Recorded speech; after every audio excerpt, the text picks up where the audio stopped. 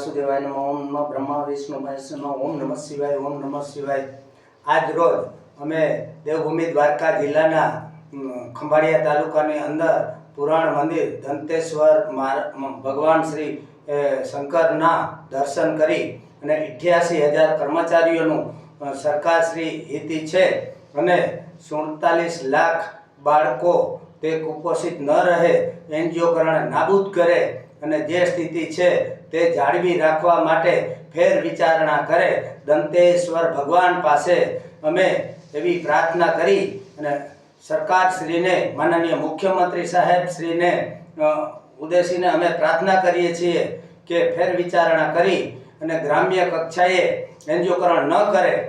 32,000 kitchen set છે તો 64,000 ગેસની બોટલ છે તેમજ ચૂલા છે તો વિવિધ સામગ્રી હોવા છતાં 5-5 લાખના કિચન સેટ છે તો પણ સરકારશ્રી ગ્રામ્ય કક્ષાએ શા માટે એનજીઓકરણ છે?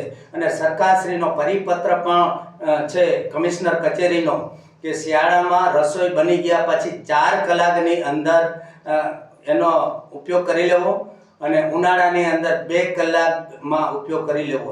તો શું એનજીઓકરણવાળા વહેલી સવારના બનાવે તો એ રસોઈ મારે હોમ સાયન્સમાં જે તજજ્ઞ હોય કમિટીમાં એમને મારે પ્રશ્ન કરવો છે કે આજ તમે શું ખાવા લાયક એ ખોરાક રહે ખરો?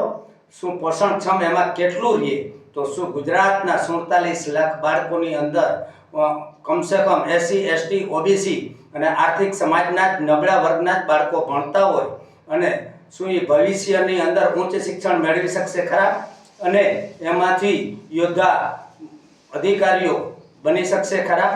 તો શું SC ST OBC નું ભાવિ વિચારવા સરકારશ્રીને નમ્ર વિનંતી અને ગુજરાતની અંદર ખાનગીકરણ ન કરે અને ફેર વિચારણા કરે એવી